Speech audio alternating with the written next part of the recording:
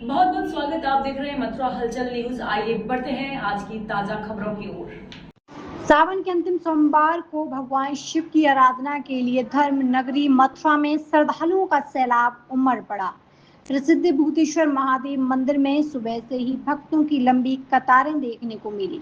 हाथों में पूजा की थाली और जल लेकर श्रद्धालु भोलेनाथ के दर्शन के लिए अपनी बारी का इंतजार करते नजर आए।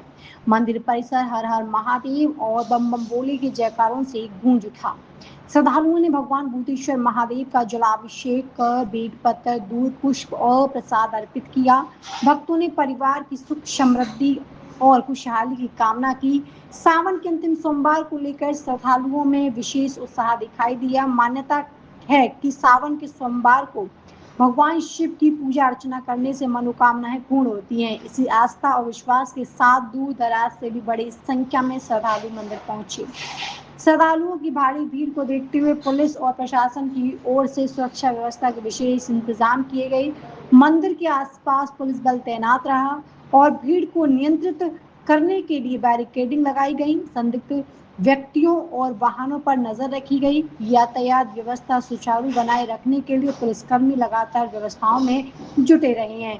सावन के अंतिम सोमवार पर भूतेश्वर महादेव मंदिर में भक्ति, आस्था और विश्वास का अद्भुत संगम देखने को मिला। आज सावन का अंतिम सोमवार है, भगवान भोलेनाथ की पूजा की जा रही है, क्या मानता है? इसकी मानता ये है कि समुद्र मंथन जब हुआ था, भागवत में ऐसा वर्णन आता है कि जब समुद्र मंथन हुआ था तो अमृत, समुद्र मंथन में जो है ना अमृत के लिए किया गया था कि अमृत निकले, अमृत ना निकल करके उसमें जो है हलाहल विष निकल आया था।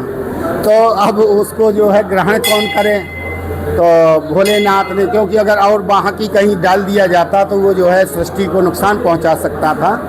इसलिए भोलेनाथ ने सृष्टि की रक्षा के लिए और उसको ग्रहण किया, और ग्रहण करने के बाद जो है भोलेनाथ जो है उनके गले में जो है विराजमान हो गया हलाहल, और माता पार्वती ने हाथ जो है फेर करके जो है भोलेनाथ के गले में उसको जो है, जिससे उनको राहत मिले, ऐसा जो है किया।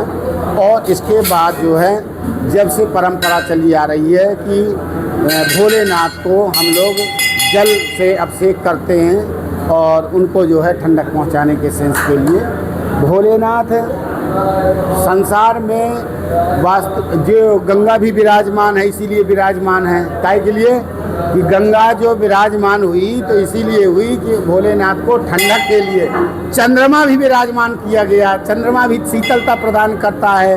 तो इसी तरह से जो है भोलेनाथ का जो है हम अगर सावन के महीने में अभिषेक करते हैं या पूजा करते हैं, एक लोटा जल चढ़ाते हैं, तो उससे जो है हमारी भोलेनाथ मनोकामना पूर्ण करते हैं। कहा गया है कि माता पार्वती से भोलेनाथ कहते हैं खुद मानस में कि उमा कहूँ मैं अनुभव अपना, सत हरि भजन जगत सब सपना। हे उमा, मैं अपना निजी अनुभव कह रहा हूँ कि भगवान का भजन सत्य है, बाकी सब बेकार है। तो भोलेनाथ की जो हम पूजा करते हैं, ना तो हमारा जल है, ना दूध है, ना दही है, ना फल है, ना मिष्ठान है, ना बिलपत्र है, ना पुष्पमाला है, कुछ भी नहीं है हमारा। सब प्रकृति से मिला और प्रकृति की वस्तु परमात्मा को हम लोग अर्पण करते हैं। परमात्मा इससे परेशान, पर हमको जो है हमारी जो समस्याएं हैं उससे भी निवृत्ति देते हैं और हमें आशीर्वाद देते हैं। तो परमात्मा जो है, अगर हम उनको, बहुत से लोग कहते हैं मैं पूजा कर रहा हूँ, मैं पूजा कर रहा हूँ। अरे ये शरीर तो अपना है नहीं, हम क्या पूजा कर सकते हैं? ये हमारा शरीर भी नहीं है। बोलो भूतेश्वर महादेव की जय। मैं अपनी वाणी से इतना ही बोल पाऊँगा। और आज सावन का अंतिम सोमवार है, किस तरह भगवान भोलेनाथ की पूजा की जा रही है? ये तो महादेव बाबा की कृपा जिन भक्तों पर होती है वो ज़रूर पूजा करने आते हैं, विधि विधान से पूजा करते हैं। कोई अभिषेक कर रहा है, कोई जल चढ़ा रहा है, कोई दूध चढ़ा रहा है, सब अपने मन भाव से जो भी होता है सब अपने अपने इच्छानुसार करते हैं।